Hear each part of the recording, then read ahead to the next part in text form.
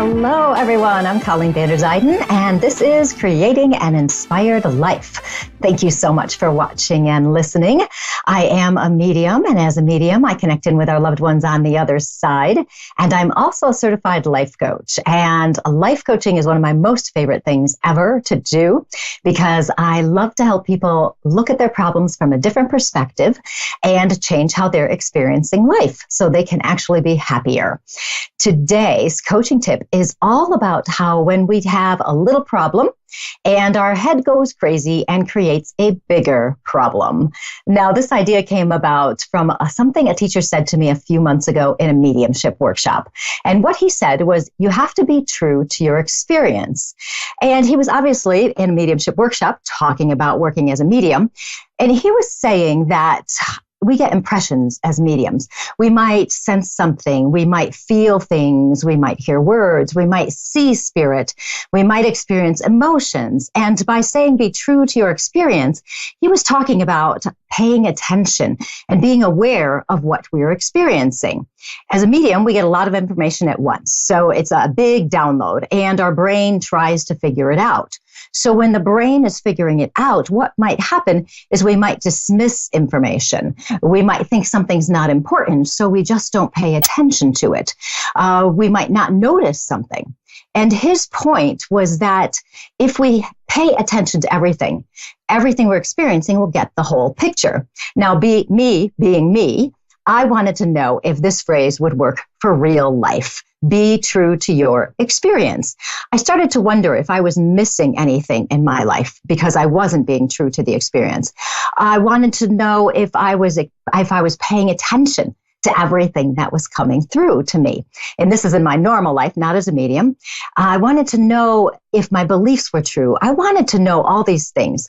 I thought this phrase would work really well for helping me stick to the facts rather than creating a false scenario in my head. And how frequently we all do that, don't we? Something happens and all of a sudden we've made a catastrophe out of it. We call it catastrophizing. And we take something that's so small and make it huge. Now, here's a little example. When I was at that workshop, I was staying in a hotel because the workshop was in Canada. And I was having breakfast in the hotel, and I caught myself saying that they have horrible breakfasts here. And because of this statement, be true to your experience, that my teacher had just said in the class, I realized I really wasn't being true to the experience of the breakfast because the rest of the breakfast was fine. But the part that was most important to me was my eggs. I love eggs. They've got to be good. I don't know what they did with the eggs, if it was one of those mixes or something and they weren't real and they scramble them and they try to pass them off as real eggs, whatever it was. They were disgusting. But I had focused on the eggs, of course, because that was important to me, and had labeled the whole breakfast as horrible, when really that was not the case. I wasn't being true to my experience. It was just the eggs that were bad. So this is a simple, very simple example of illustrating this idea of being true to the experience and how we aren't always objective when it comes to looking at our problems. We read into things, we focus on one small part, and we make it bigger. We catastrophize it. And when we do that, we have all these negative emotions, and we're worried, and we're stressed, and we get ourselves in this tizzy, and our thoughts go crazy and everything. Have you ever had that experience? I'm sure you have. Most of us have. You just take a simple thing and turn it into a gigantic problem. When I was a teacher, another small little example. When I was a teacher, if I got an email or a note from my principal saying he wanted to see me, I would all of a sudden start to worry. I would think, oh no, he didn't tell me what he wanted to talk to me about. Did I do something wrong? And I would start to get worried, especially if I couldn't go see him immediately. You know, I might have gotten the message right before I went to teach a class or something. And my mind would immediately go into this worry stuff.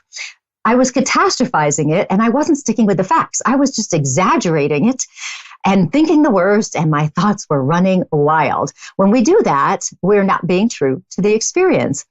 And what it comes down to, if I get a note from the principal that tells me he wants to see me, that's all it is a note saying he wants to see me. Most of the time, when I would go down to see him, he just wanted to ask me a simple question, and he just wanted to say hi, because maybe we hadn't had a chat in a while, and so we didn't have a conversation, and he was always very friendly. So I always wanted to talk to him. And there was never a reason for me to worry if I got something like that. So let's go with a bigger example now so that you can understand this applies to quite a few things in our lives. Your husband comes home late from work. He's acting a little off. He seems to be a little secretive. It seems like something's wrong, but he's not telling you anything wrong. He says everything is fine, but he just doesn't really want to talk. So what is your reaction? Do you give him space and let him be quiet and do what he needs to do? Or do you immediately think that something is wrong? Maybe you did something. Do you jump to the idea that maybe he's having an affair? And then you get these thoughts afterwards going, oh, he's a jerk. And I can't believe he's doing this to me. And now we're going to have to get divorced. I'm going to have to sell the house and I don't have any money. Now, do you see how the guy was in a bad mood when he came home and he was a little bit late, turned into your life was going to be ruined? What happens is you've created this runaway train of negativity based on a perception or idea that may or may not be accurate. But if you were to be true to the experience and just look at the facts are what they are. Something's bothering him and you don't know what it is. When he's ready to tell you, he'll tell you. Otherwise, stay out of the catastrophizing. I can't even say that. Try that again. Stay out of the catastrophizing. I read that our brains are naturally inclined to look for the worst, to go to the worst. Catastrophizing, making events worse, bigger or small, can be a natural tendency. You'll know you do it because you become dramatic, you complain, you whine. You'll take any situation and just make it bigger, and then you'll feel horrible. You'll be focused on the future and how horrible it's going to be. So if you have a tendency to think the worst, just be true to the experience. Look at the facts. Don't go on the runaway train and create this false scenario in your head. It's just not worth it. So think about this the next time you have a problem or something pops up, just to be true to your experience. And that is my coaching tip of the day. You can reach me at psychicmediumcolleen.com. And I do have a new free download on there. It's the 3 Keys to Happiness. You just go right to the homepage and you can sign up for it right there. And then you'll get the automatic download. It's called the 3 Keys to Happiness. And at the end of it, there is also a section on grief. If you've lost someone, there's a paragraph on grief and how to handle that a little bit as well. You can also find me on Facebook, Colleen Vanderzyden, medium and self-empowerment coach. And I would love for you to follow me there. We will now go to our first caller, who is Lindsay from Florida. Lindsay, how are you today? Fine, thanks. Great. How can I help you? I was wanting to connect with the father of my boys. His name is Chris. Okay, and he's on the other side then, I assume? Yeah. When he passed, this is immediately what I'm getting. So we'll see if this connects to him. I have a horrible feeling in my body. I feel like everything is shutting down. Was he sick before he passes? He had pancreatitis and it ruptured when he was driving down the road. Oh my gosh, really? I have to tell you, this is an odd feeling I have not experienced before. I don't really know where the pancreas is. I've really got to learn that, but it's the feeling I'm getting is in my stomach area to the left slightly. And it's just like this. It just feels like a really sickness that spreads kind of thing. And interestingly, too, he does not feel very old to me either. Is he like in his 30s or 40s or something? Yes, he would be 41. Okay. Now. Okay. I do think I have. Okay. And boy, this is interesting. He's showing me, giving me these impressions of what it feels like. And it is significant, but he's telling me it was quick. Okay. Because he's concerned that people here are worried about what he experienced. Okay. They worry about pain and all of that. And he's telling me it was actually quick and he really didn't understand what was happening. He didn't feel good before that. And was he driving to the doctors or the hospital or something? He took off with his oldest son. His oldest son didn't make it either. He was in the car. We don't know where they were going. Okay. Okay. How horrible. Because he gives me the impression that they were driving like to a hospital Yeah. or a doctor or something, because I don't think he felt well. Okay. And it is interesting too, because speaking of how fast it was, it's just, it's like boom, boom, it's over kind of feeling. He gives me the impression he's taken me before then now, because he doesn't want to focus on that, because he says, okay, he can be fun, can't he? He's got a good sense of humor. He's a little bit crazy. Yes, and I mean that in a good way. He's crazy. He's fun, very enthusiastic, enjoys life. Yes, he really he does. Hard worker. He really wants to be a good parent. I mean, he really does want to be a good parent. Not like just some people say they do, but he really does. He's somebody who is so much fun, and he wants people to really focus on the fun of him, I guess we'll say. The fun of him. It's a bad sentence, but you know what I mean. He wants people to focus on the good things. He's also telling me, were you guys together still at that time? Yeah, we were having problems, but Okay. I just found out that I was pregnant 5 days before. Oh, okay. Wow. You had a lot of changes happen all at once, didn't you? I'm sorry to hear this, because this had to be really something. And the reason I asked if you were still together is when I'm doing readings, sometimes my hands go together and apart. And sometimes when I get a little motion like that, it means there's something going on, but it wasn't like a big apartness of my hands. So I just wanted to ask you before I got too far into that. Part of it is he kind of drives you crazy a little bit, is because sometimes you would think that he's not really listening to you. Is that true? I feel him with me all the time. Like I swear, like I have conversations with him, like back and forth, and my mind. Good. They love when you do that. They do. And before he passes, though, did you have that impression though that he wasn't listening to you so well? He gives me the impression that he kind of drove you crazy, that sometimes you would be serious about something, but he wouldn't be. And you'd be like, oh, and, that kind of energy. Yeah, he did. Okay. I was really uptight. Chris taught me how to live, but only I didn't learn that until after he was gone. Sometimes the biggest lessons do come after somebody passes. And I've had the case in the past where spirit will tell me that they passed early so that they could be here even more to help watch, guide, be an angel kind of thing. And especially if you're feeling him around you, he is a person who would take care of you. And I mean, when he's here in the physical and from the other side, he is a person who would take care of you. Yeah. I know that much with everything in me. Yeah. And, if you have a need, a concern or anything, it's a wonderful thing to talk to them, because they do love to talk to you, and they will give you signs and they will give you messages. And for him, it's very important to recognize you have another child. Yes. Yes, we have 2 children, and I'm fighting for them right now. After Chris died, about a year after Chris and Topher died, I lost my sister. And her death, what it ultimately boiled down to, it was karmic, because we were raised by highly toxic parents. Well, these highly toxic parents, all they wanted was my boys.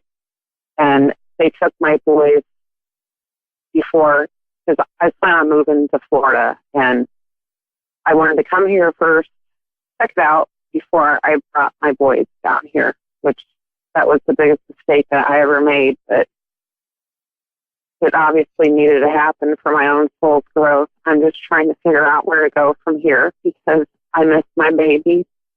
I'm like all alone. I don't know what to do at this point.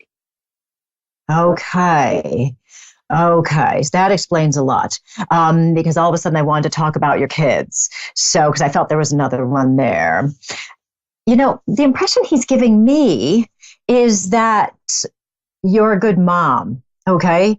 He says just because there was a time where things got a little bit crazy, especially given your circumstances of some of the things that happened in your life, Yeah, and my family closed in. I mean, they closed in after Chris died. They did nothing but create problems with me and my kids, and it was just bad. Yeah, and now tell me if this is accurate too, because I'm not feeling as though you're having a whole lot of communication with your kids. Is that true? No. My family's keeping them from me. I have not seen them for 5 months. Okay. Do you get to talk to them or no? Nope. Okay. They stopped contact when I came down to Florida back in August. I told them I would be gone 2 weeks top, and I wasn't even gone 2 weeks. But before that 2 weeks was even up, the contact stopped. And the last time I talked to Camden, he was crying. He said, "Mommy, please come get me right now." Camden kept telling me that my family was trying to get him to live with them and stuff. And when I would confront my family about it, they would basically say that Camden didn't know what he was talking about. Okay. And I just feel really bad that I did not listen to my boy. Okay.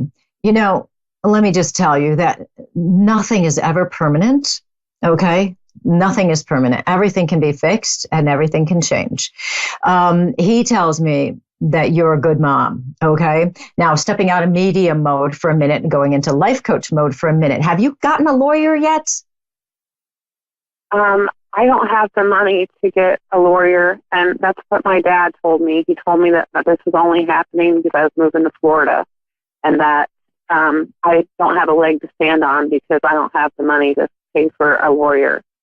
When I went back to Illinois to get my kids, I mean, my family, they left me for dead, basically. Well, it's been, when you're homeless, it's hard to find a job. I mean, it's just It's hard. And I've been stuck in this rat race trying to survive back home. And I just came back to Florida because I have stability here. And that was the biggest thing for me, was leaving there without my boys. But I knew that I had to get stable if I ever wanted to get them back. Okay. In most places there's like legal aid, or there's some I tried all that. And they didn't help you? I tried no, but there were no funds. We're talking about Illinois. Right, I know. But they might be able to point you in the right direction. Okay, so because I have to tell you this, I am not getting the impression that this is a permanent situation. Okay, I'm not getting that at all. I'm a little concerned about the legal aspects of this, but I'm not a lawyer, so I can't go in. I'm just giving my opinions, but that they don't count for anything apparently, because I'm not a lawyer. Definitely working on saving the money, so to do what you need to do. Do you still have connections, like friends or anything, back in Illinois? Yeah, actually, a couple of Chris's good friends that I talked to. Okay. There is no harm in reaching out to them and explaining what's going on and seeing if they can point you in a direction to help. Okay. You're not asking for money. You're asking for help. You're asking for, do they know a lawyer who could help you? Do they know this? Do they know that? Because what we don't want to happen is have your parents do a whole bunch of legal actions, which makes it even harder for you to get your kids back. I know. Yeah. So, my advice to you is to go and talk to some of these friends, talk to some of Chris's friends and say, hey, this is going on. Can you point me in the direction? Can you tell me this? Can you tell me that? In the meantime, keep saving your money. And I've done all that literally. Like I even went to his old boss, thinking that maybe he would know of a good attorney. Mm-hmm. But the whole thing about it, I have to get stable and get some money rolling in. And that's what I'm working on right now. I literally just got into Florida a few days ago. Okay. So you do that. You get stable. You do the money. I would also recommend that you also send some messages to your family. Just say, hey, this is going real well, real positive, upbeat, this is going well. And just kind of give them some of that feedback as well. I do understand, when you were growing up, there was a little bit of a difficult situation. We'll just leave it at that. You mentioned toxic, and I can feel some of that there. I can get a lot of the feelings of criticism towards you and telling you that you're not good enough. But I can tell you that from the other side, Chris is telling me that you are good enough. Okay. He also tells me you are a good mom. So he also tells me that you're not one to give up. So you're going to keep going. You're going to keep fighting. You're going to keep doing what you have to do to make this right.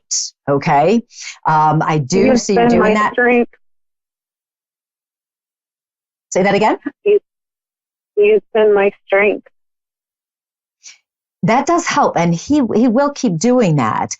So it's real important for you to keep relying on that. Okay. I do have to tell you, I'm getting the impression that you're going to be moving back to Illinois. Okay. I don't know when this is, it could be, next year. I don't know, but I know you're going to be moving back there.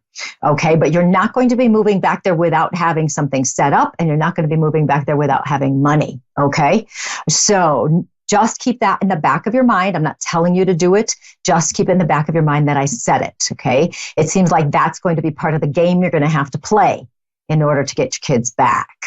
Okay. It is interesting because the feeling I'm getting from Chris on the other side is so much love for you.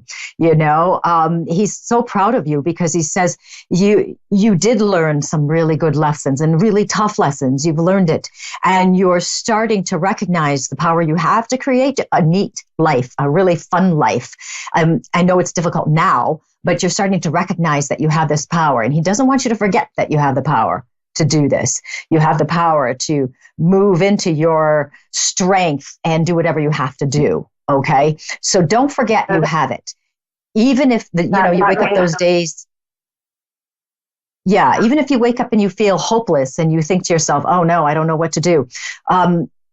Just remember that. Okay. Remember I said that. Okay. Now keep Googling and get more information. And make sure you're on top of what's happening. Okay. Stay on top of it as much as possible. Okay. Make sure you know what's going on. Yeah. I'm just concerned that they might do something legal and you don't get any paperwork on it. And so then it just goes to, whatever they say. So make sure people know where you are. Boy, that's a tricky one. Okay. And I want to tell you too. I was scared to even let anybody know that I was coming back to Florida because I didn't want to look like I abandoned my kids, but I couldn't get stable there. Exactly. So, boy, it's such a tricky situation, isn't it? So what you want to do you have a job while you're in Florida? Did you find one yet? Not yet. Okay. So just keep looking for the job. Okay. Are you staying with friends or something right now? Cousin. Okay, good. It's good to have some support, somebody around you. I didn't want you to be alone someplace. Try to find that job. Also, look in Illinois too. I know you don't want to go back there just yet, but I just keep getting I can't talk. Pulled back there. I keep getting pulled back there. I'm concerned about the distance there. I understand your parents can be a little bit, how can I put this, manipulative and deceptive. Is that true? Okay. Yeah. Okay. Yeah. So what I want you to do, this actually might be really helpful for you, is to, before you go to sleep at night, connect in with Chris. Just say, Chris, you got to help me. You got to provide me with direction. You got to tell me which direction to go. You've got to give me guidance, intuition, whatever it is, before you go to sleep. And then just when you sleep, what'll happen is the process will start happening. You might get messages. You might get intuitive messages, things that are going to help you. just keep a little paper by your bed just in case you wake up in the middle of the night and you have a great idea. You're going to think you're going to remember it, but you won't. So jot it down right away. Okay, because it could be important. Even if you think at the time, oh, that's just so logical. Of course, I won't forget that. Write it down. Okay, you've got two ways you're going to go. One, you're going to try to get the job in Florida, and another way, you're going to try to get a job in Illinois. You're going to do both at once just to see what's there. Okay, if you were to move back to Illinois, do you happen to have anybody there you could stay with? No, that's why I came to Florida. Okay. I want you to just keep your eye open because I'm feeling it, so we'll see what happens. Something's going to shift here, okay? Something's going to shift. And it's going to change for you, and you're going to be able to get this all under control. I can see it clear as day, so I know it's going to happen. So I just need you to be patient while you're working it out. Yeah, with the kids and everything. So just Leon? Leon, is that somebody you know? Yeah, he was Chris's buddy. Okay. See, there's always a connection. I'm telling you, there are people there that will help. Okay, so keep going on the path you're going. Keep looking, okay? Stay as upbeat as you can. I know that's very, very hard right now, but Chris is there. I'm telling you, Chris is there, and that's going to help so much. I mean, you're going to have signs all over the place. There is no question about it, and you are a good mom. Okay, Lindsay, it looks like I need to wrap up talking with you. I would like to talk to you for about an hour, let me tell you. So I hope that's a little bit helpful. Just keep it in mind. And if you wouldn't mind reaching out to me sometime, I would love to hear from you. Tell me what's going on. So thanks so much for calling, Lindsay, and good luck with everything. Thank you. Bye-bye. You're welcome. Mm-hmm. Bye. And that was Lindsay from Florida. I tell you, sometimes we have some interesting problems in our lives, don't we? Yeah, that's a big one for her, but I have good feelings for her, so I think it'll be fine. I do want to thank you for watching and listening, and you can connect with me at psychicmediumcolleen.com as well as on Facebook, Colleen Vanderzyden, medium and self-empowerment coach. You guys have a great week, and I will talk to you next week. Goodbye.